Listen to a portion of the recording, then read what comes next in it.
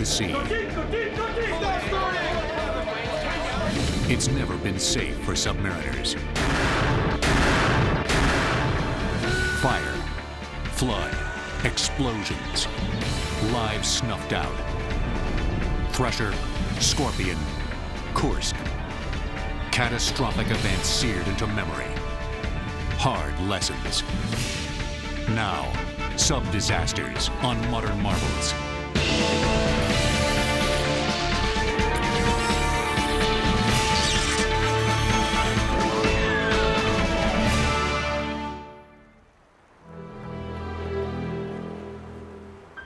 No matter how calm the waters may be on the surface, down below, with awesome power and silent fury, they can destroy the submariner and his steel vessel in a heartbeat. It's been said the sea is a more hostile environment than space. Submarines operate in an inherently dangerous environment. They operate deep under the ocean, under tremendous pressures from the compressed ocean water, and any mistake, any technical malfunction can potentially be fatal. You can't bail out as you might in an airplane. You can't lower the boats as you might on the surface. You can't jump off the deck of a carrier and hope to survive and get picked up. There's no place to go.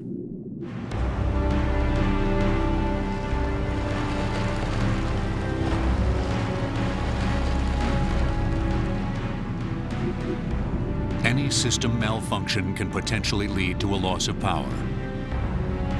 If this occurs, the ship loses its maneuverability, its ability to generate breathable air, and ultimately, its ability to surface.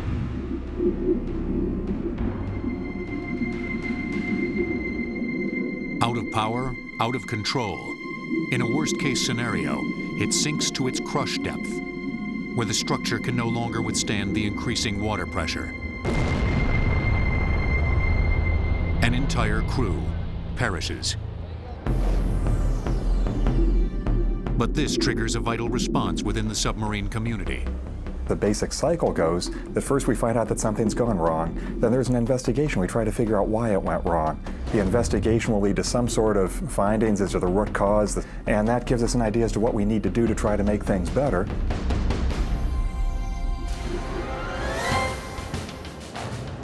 In 1968, mindful of successes and failures, the U.S. Navy was moving ahead with its nuclear submarine program.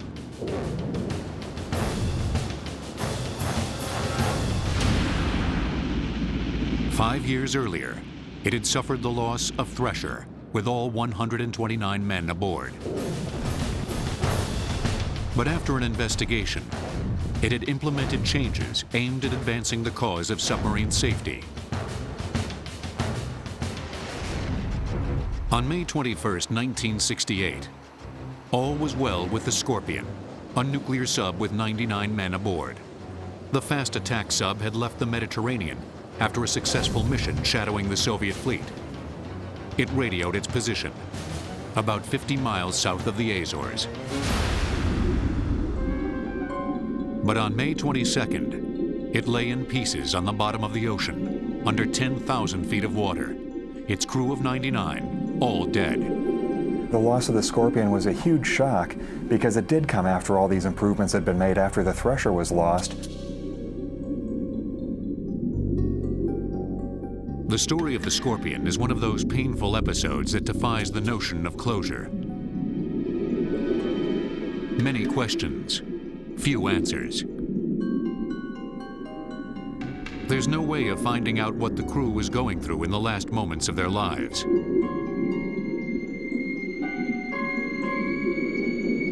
They don't have cockpit voice recorders in submarines. There's no way to know that.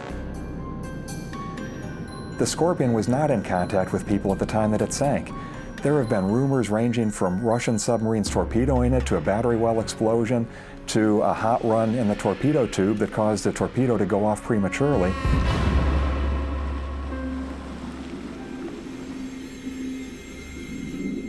Two decades later, the Navy still wanted to know what had happened to its men and their sub. It built Jason Jr., a deep-sea robot, which was sent down to investigate. And sure enough, there was an explosion in the forward torpedo room.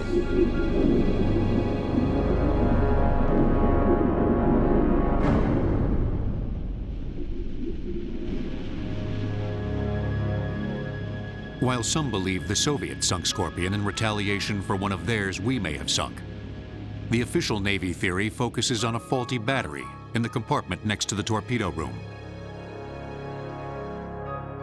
A now declassified Navy report from 1987 speculates that a battery explosion fits the damage to the submarine.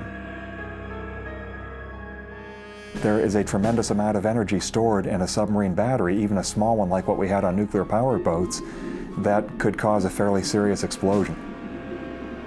That could have triggered a subsequent explosion in the torpedo room, which would have blown a huge hole in Scorpion. It would have flooded rapidly and then sunk to its crush depth. When you puncture the hull of a submarine at that kind of a depth, the rapid change in air pressure causes the air to ignite and essentially snuffs out everybody aboard.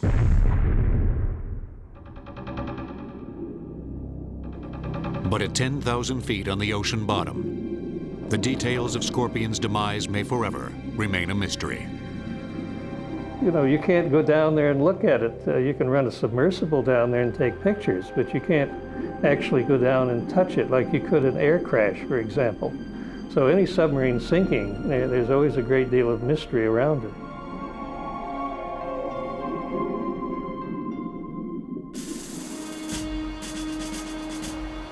Nonetheless, the Navy forged ahead, acting on the most plausible theory explaining the Scorpion's untimely end. About a year after this submarine disaster, Naval Ordnance ordered a redesign and replacement of the torpedo battery that had been red flagged. So whether that was the cause or not, the search for an answer led to an improved technology that made subs even safer. Dive! Dive! Dive! Since the Scorpion submarine tragedy, there have been no subs lost by the U.S. in nearly 40 years. But that wasn't the case in the beginning of submarine history.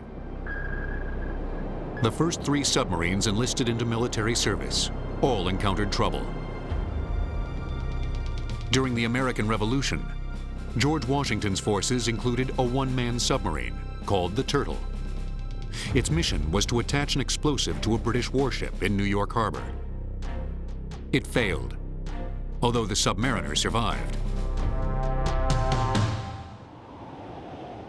In the American Civil War, submarines were once again called into service. The Union Navy developed a sub called the Alligator, but it never saw active duty as it was lost in transport during a storm. But by far, the Civil War's most compelling submarine story centers on a Confederate vessel. On a chilly February night in 1864, 8 men squeezed on board the CSS H.L. Hunley for a mission below the waters of Charleston Bay, South Carolina. Essentially, it was a pipe about 40 feet long, and the crew, the 8 unfortunates who made up the motive power of the thing, sat on a bench and operated a crank which turned the propeller. Despite its Spartan accommodations, the Hunley was advanced for its time. It had a rudimentary bellows system for its snorkel, diving planes, and ballast tanks.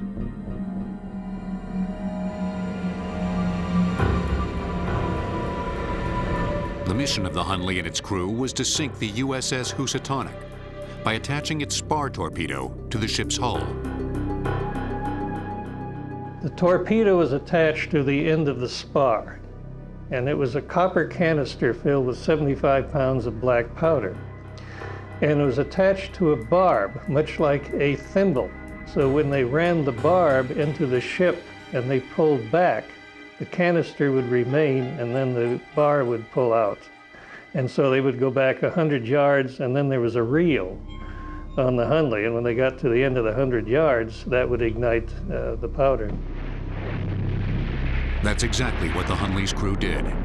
And when the explosion occurred, just as planned, the Housatonic began to sink. The Hunley had pulled off the world's first successful submarine combat mission. This much we know, but the rest of the story was incomplete for over a century. Well, the mystery was that the Hunley didn't return to port. And so what happened to the Hunley? The next day, the Confederates could see the mass of the Housatonic sticking out of the water, but the Hunley never came back. Remarkably, after a 15-year quest, the Hunley was discovered in 1995 by a team of underwater archaeologists under the direction of author Clive Cussler.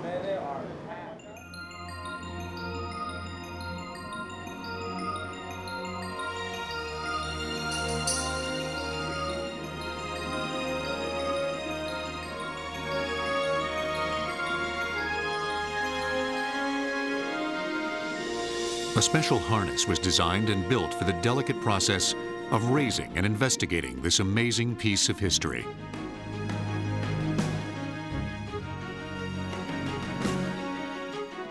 And it was about 1,000 feet off the Housatonic. And what it turned out to be that it was waiting for the tide to turn because it didn't sink, obviously, from the explosion. And I believe that the Canandaigua, which was a ship coming to rescue the Housatonic survivors who were up in the rigging, struck the Hunley and sank it. The fate of the Hunley showed that the technology was still too rudimentary and unsafe for widespread practical use. With only man-powered propulsion, the crew of the Hunley couldn't get away in time to survive. 4 decades later, an inventor and entrepreneur named John Holland developed a practical vessel for the U.S. Navy that was ultimately known as the forerunner of the modern submarine.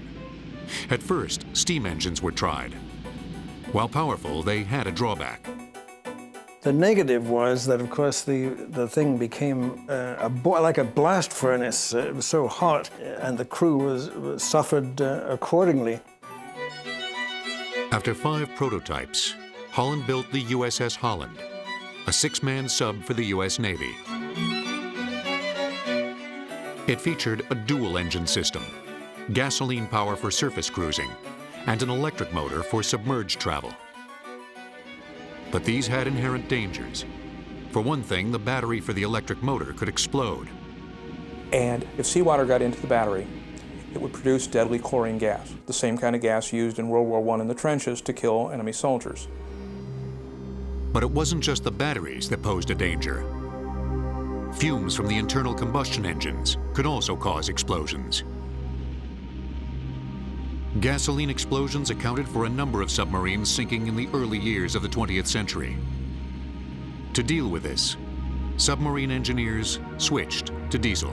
Diesel is not highly volatile.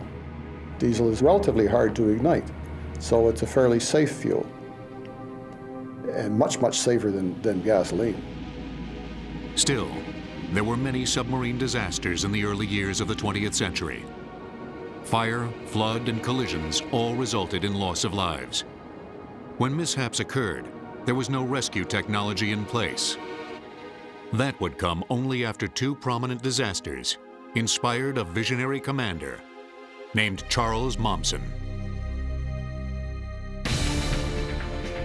When the USS Scorpion went down, it was armed with 23 torpedoes, 2 of them nuclear-tipped. On September 25, 1925, an American submarine, the USS S-51, collided with a cargo ship off the coast of Rhode Island and went down in 130 feet of water. Commander Charles "Swede" Momsen was ordered to take his sub, the USS S-1, out to search for the crippled vessel. When he found it, he soon realized there were survivors. He knew there were people alive in there. They were banging on the hull. He could hear them, and there wasn't a thing he could do for them. And there wasn't a thing they could do for themselves. They had no way of getting out the boat.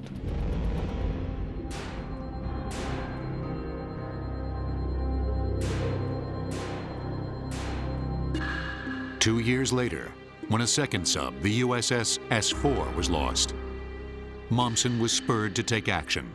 He sees the inadequacy of the measures taken, and so he decides that they need more sophisticated equipment, and he goes on to invent two types of devices that will be very important to the saving of submarine crews in the future. In 1929, he first tested what was to become the Mommsen lung. Mommsen's device was an oblong rubber bag with two tubes that recycled exhaled air. The lung contained a canister of soda lime, which removed carbon dioxide from exhaled air and then replenished it with oxygen.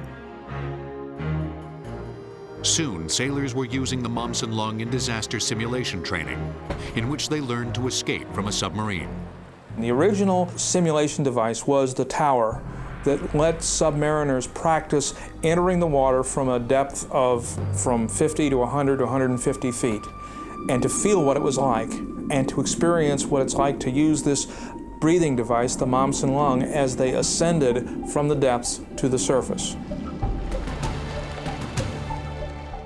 In 1929, the Navy then pushed for the development of a rescue chamber. Begun by Mommsen and later modified by a colleague, Lieutenant Commander Alan McCann, the Navy built a large steel bell-shaped chamber which could be lowered with cables down to the escape hatch on a sunken submarine. A watertight seal to the submarine could be created by placing a rubber gasket around the diving bell's bottom and reducing the air pressure.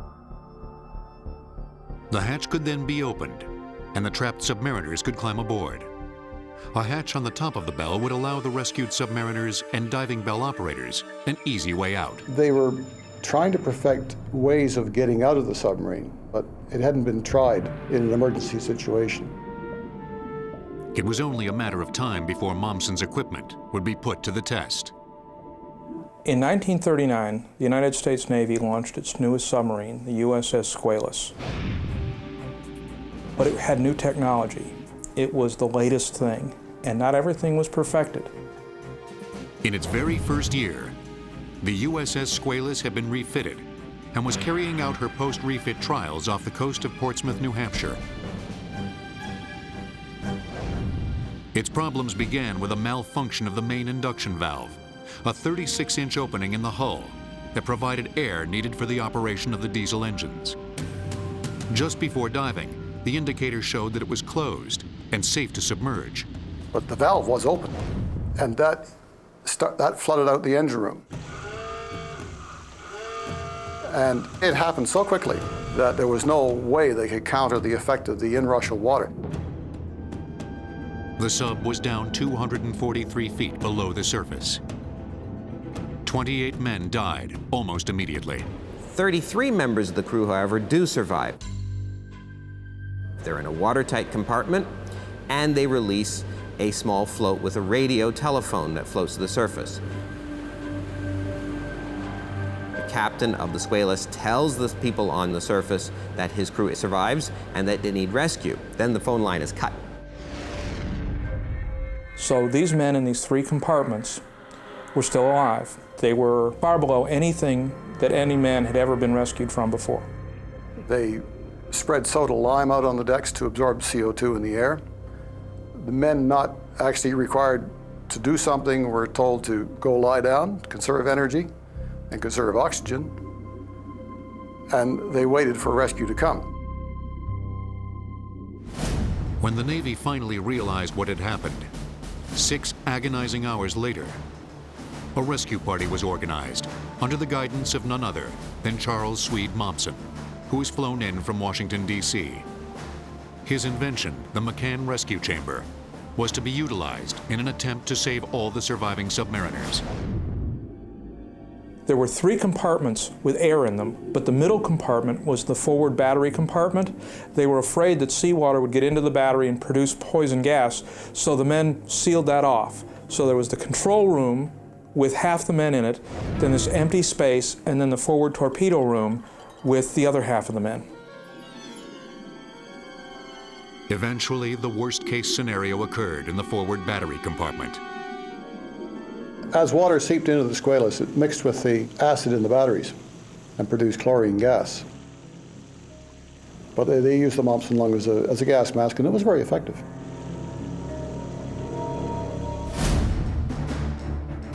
Meanwhile, on the surface, the Navy had gotten its ships, men, and equipment ready for the rescue.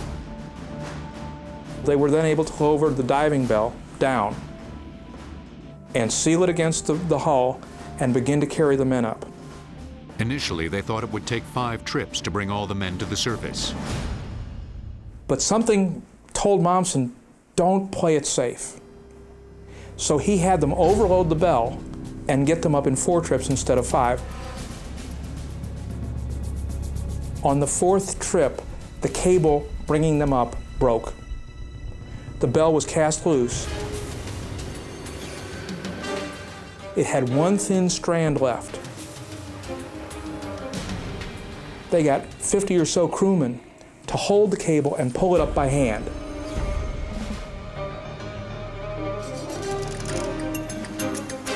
If he'd gone with 5 missions instead of 4, the last group of men would have been left trapped on the bottom with no way out.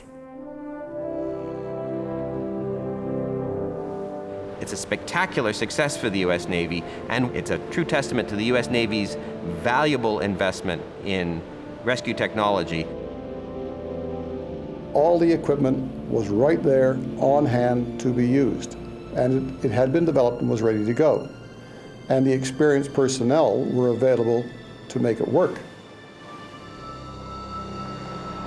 The rescue was also a victory for Charles Mommsen. Mommsen was an innovator. He was a true believer. He was the kind of person who makes a real difference. When he came along, nobody had ever been rescued from a sunken sub. Nobody thought it was possible, and he said, I'm going to change that. And he did. Eventually, the Squalus was raised, refloated, repaired, and recommissioned as the USS Sailfish. Improvements in submarine systems ensured that the malfunctions that initially put the Squalus at risk would not reoccur. But the world's superpowers would soon be involved in a Cold War that would push submarine technology beyond any previous limits of safety. The Squalus could travel 20 knots on the surface, 9 knots submerged. She'd made 18 successful test dives on the day she sank. During the Cold War, the United States and the Soviet Union were engaged in an escalating and frightening arms race. It was the nuclear age, and during the 1960s, both sides seemed on the brink of annihilating one another, if not the world. This was the same era as the Cuban Missile Crisis, the Berlin crisis. People thought there was going to be a nuclear war with Russia, and every new piece of military technology was vital. What this meant was that things were rushed into service real quick.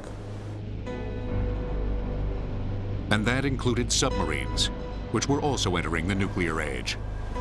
A nuclear-powered sub was more efficient and could remain below the water's surface longer, and therefore remain undetected for longer periods of time.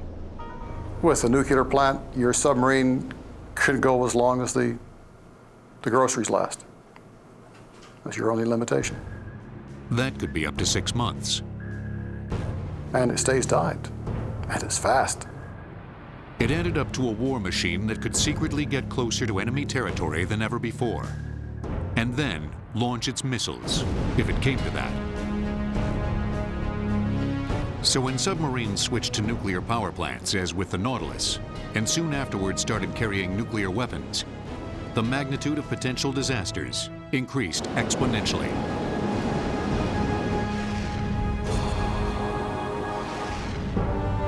It's been a deadly game. The Russians have lost 5 nuclear subs, and the US has lost 2.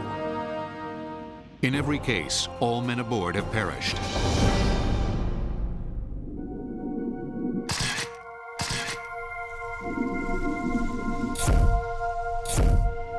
The story of the US Navy's Thresher is a painful chapter from the Cold War era. The Fast Attack sub was the 15th nuclear sub launched and the lead ship of the Permit class. Early in the morning of April 10, 1963, the sub was on a test dive off the coast of Cape Cod, accompanied by the U.S. rescue ship Skylark. It was going to what's called test depth, which is the maximum safe depth that a submarine can sail at. and it was in constant contact with the surface as it went through this dive. But at one point, Thresher signaled a message that it was having minor problems. This would be the last contact with the sub. My guess would be that the people on board were working through these things, that there was probably not a lot of panic, that they were just trying harder and harder to save things until they realized that they couldn't. The Navy would later conclude that the trouble began the previous summer, when Thresher had suffered some damage to 28 joints on its piping during shock testing. Others speculated that an earlier collision with a tugboat was another possible culprit. In either case, during Thresher's dive to test depth, a joint on a small pipe began to let water in, which immediately shorted out some electrical controls, which controlled the nuclear reactor. And when that shorted out, the reactor shut down.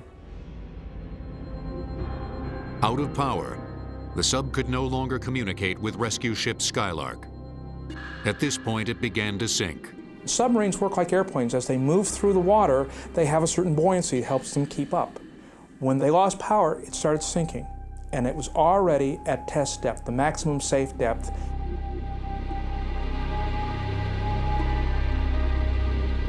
The emergency blow system could have helped them to surface, but it too failed. This is a process in which compressed air is directed to different sections of the sub in order to control surfacing and diving. The way that the emergency blow system was set up then was going through relatively narrow pipes with a lot of turns that went through pressure reducing valves, and the system froze up, so they couldn't get high pressure air into the ballast tanks to blow the water out, and they had no way to get to the surface. The men must have been aware of trouble, but just kept trying to save the vessel. They knew something was happening. They probably didn't know what it was exactly. They were probably doing their jobs as they were trained to do them. But before the men could restore the electrical circuits, Thresher sank to crush depth.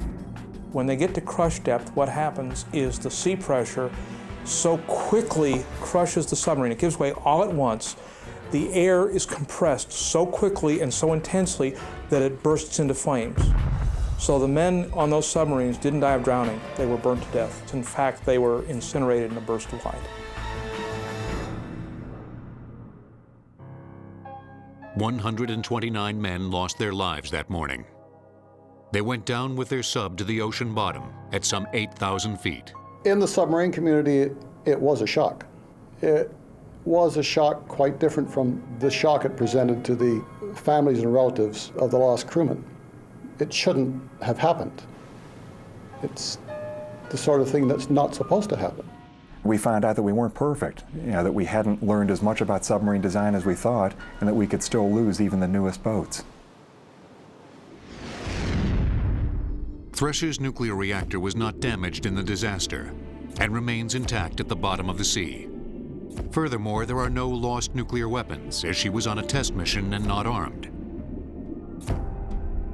The Thresher tragedy led to a number of changes aimed towards averting disaster. The implementation of better safety standards in nuclear subs, a means of restarting the nuclear reactor in case of emergency, and a redesign of the ballast blow tank system.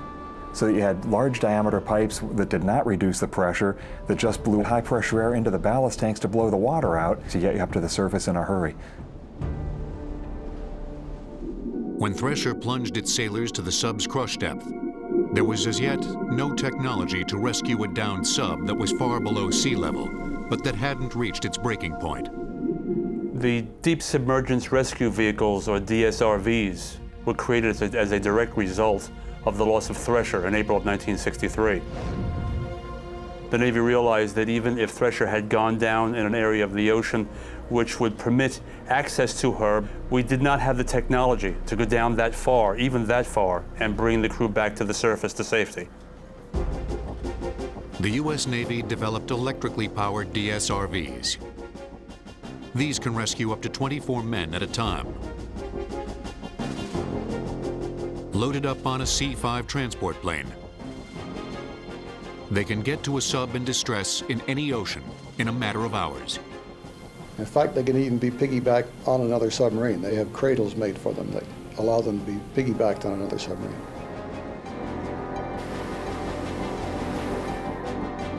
Once the DSRV locates the disabled sub, it uses its special docking system. The black and white ring seen here mates with the upper escape trunk hatch of the sub in distress.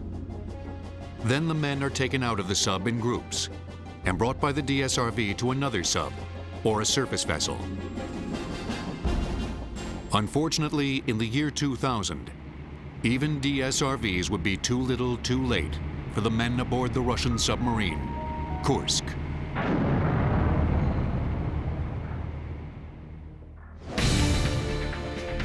The Thresher broke up into 6 major sections, with debris scattered over 400 yards square. In over 40 years of involvement with nuclear submarines, the Russians suffered the loss of 5 vessels and hundreds of lives. While the U.S. certainly made its share of mistakes, it hasn't lost a nuclear sub in nearly 40 years. So why the disparity? Communism did not reward people for doing good work, as a result of which there wasn't any point in doing good work, and as a result of that, they got a lot of bad work. Their theoretical people were world class, and still are. But unless you can tighten the nut on a bolt, you're gonna have things break. During the Cold War, both the U.S. and Soviets were hurrying new technology into service. The U.S. paid the price with the losses of Thresher and Scorpion. And the Soviets suffered in this deadly game as well. They were rushing to catch up, and they cut corners. In addition, because of the Soviet environment, decisions were made politically. Mistakes could mean the end of a career, even the end of a life, so people did not report mistakes. And it bit them hard in engineering, that they couldn't produce quality goods to deal with a specific task. And that cost a lot of lives for the Soviets. Today, the Kursk has the painful distinction of being Russia's most famous lost nuclear sub.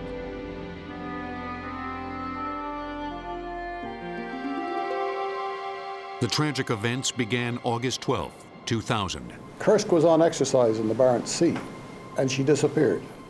She had been scheduled to fire practice torpedoes at the Russian surface ships as an exercise. Our hydrophones and any submarines we had in the area picked up a big explosion, and then the Russians started looking for a lost submarine, and that was really all that we knew. A second explosion registered a 3.5 on the Richter scale, the equivalent of the detonation of 1.5 tons of explosives. The Russians knew this unfolding disaster hadn't gone unnoticed, but didn't alert world media until nearly 48 hours after the event. They were not very forthcoming right off the bat, which is understandable. It's embarrassing to lose a nuclear submarine. A Russian admiral went on television, declared that Kursk had suffered technical failures, had sunk, and that in all likelihood there were no survivors. While there were 118 men aboard, there were in fact 23 survivors, desperate to be rescued. The Kursk was in shallow waters, only 354 feet below the surface. Immediately, other nations, including the US and Great Britain, offered help. But the Russians rejected any assistance. They would do it on their own. I don't think that there was ever any chance of those men being rescued. The Russians were far too slow getting their resources on the scene.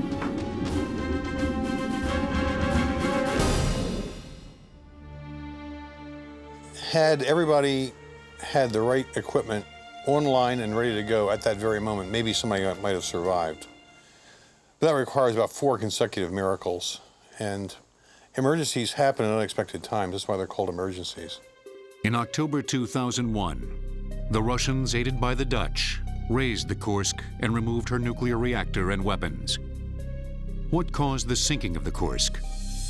A Russian commission concluded the most likely cause for the explosion was a collision with another sub. They based this on 2 facts. First, the long and deep scratch marks along the side of Kursk.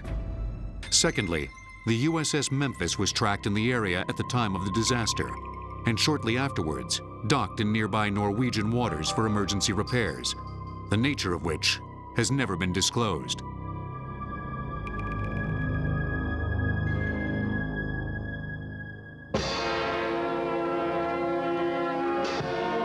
While this theory is tantalizingly plausible, the US categorically rejects it and insists the Russians were using a dangerously volatile fuel. What appears to have sunk the Kursk was a defective torpedo fueled with HTP fuel, high test peroxide.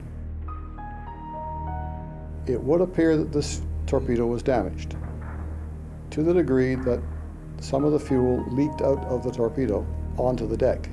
When HTP gets on steel and oil, it explodes. What really caused this disaster will probably never be ascertained. But the bottom line is this: had those sailors had equipment to help them breathe, they could have possibly survived until rescue crews got to them. They had atmosphere cleansing equipment back there of some kind, the Russian equivalent of an oxygen generator and a CO2 absorption unit to clean the atmosphere.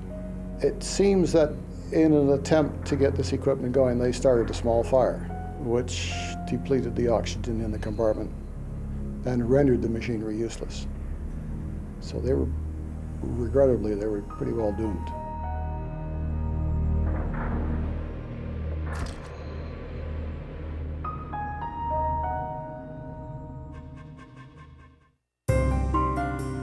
To this day, 6 nuclear submarines, 4 Russian and 2 American, remain on the ocean bottom.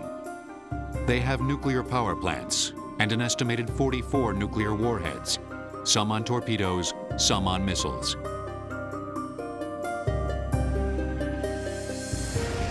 Navy officials and nuclear scientists claim there is little to be concerned about. The chance of an explosion is nearly impossible, and environmental contamination is also of little concern. Thus far, radioactive levels near the wrecks are negligible. 0 reading on the Geiger counter.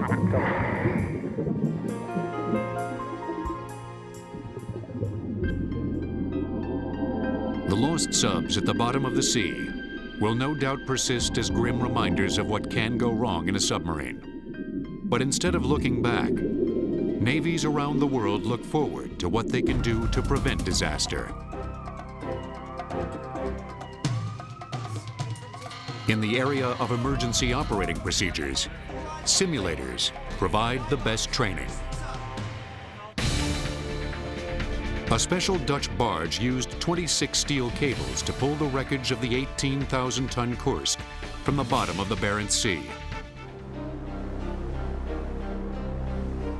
While submarines are far safer today than ever before, they nonetheless operate on the edge of survivability. Danger is never eliminated, only managed.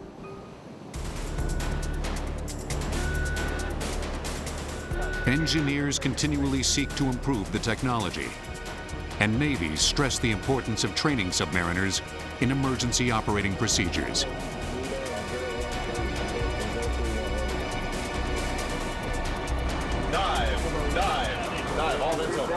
The crew has to react immediately and instinctively. If you've gone through realistic disaster drills, you're not likely to be scared and frozen in place during those critical first seconds when survival, maybe for the entire sub, is dependent on what each individual does. Today, submarining has become a much safer occupation because the disasters that have happened in the past, we have learned a very great deal about what can happen and how to prevent it from happening.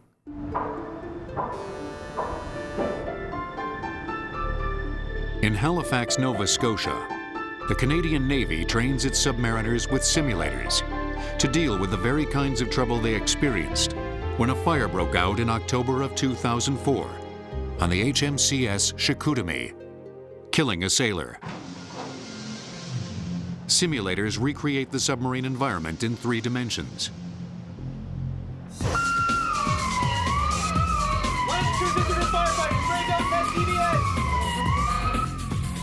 Equipped with flexible motion platforms and computer-generated virtual systems, simulators provide a realistic experience.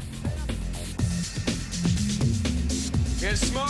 Breakout 10 dBs. Line of entry system for firefighting. Simulators are able to reproduce with amazing accuracy situations that are critical underwater that might endanger the life of the submarine and its crew.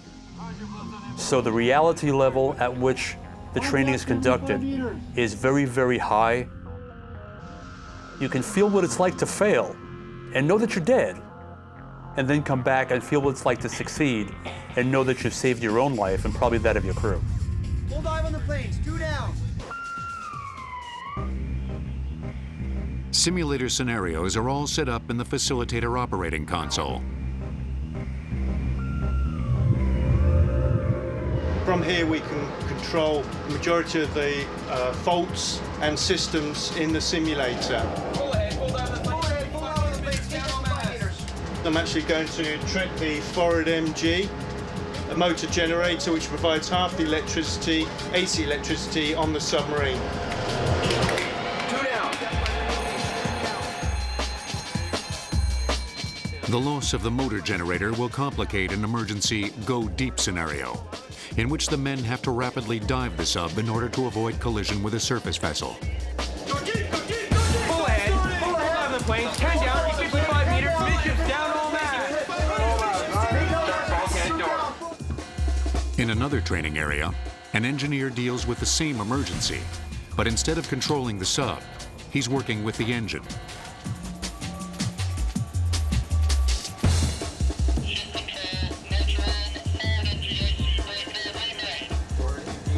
Remain to control rod. 65 meters, 10 meters deep, 2 up, 3 up. Gauge 4 planes. Gauge 4 planes. 4 planes extended. Very good. You're there. The emergency is over. The men have reacted to the situation with skill and confidence. In another part of the world, on a real submarine, sailors stay keenly focused on their tasks and take nothing for granted.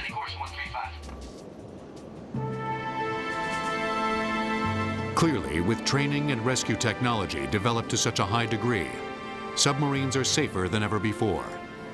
And while there will always be risks and unforeseen incidents, there will be men who are willing, even eager, to sign on for this special assignment. The submariner is considered the elite. So I think it's the romance of a submarine is what really attracts men to serve on a submarine. And just as the sea seems limitless, so do the possibilities for submariners. The ocean and under the ocean, the sea bottom, is the last great unexplored territory on Earth. The technology that's been developed to put those submarines to sea, to keep them there, and to make them safe, is going to be technology that will be applied to the future exploration of that vast sea bottom. Every disaster has triggered new technology, new answers, and a new commitment to make sure that if a man survives in a submarine disaster for even a little while, that he can be rescued.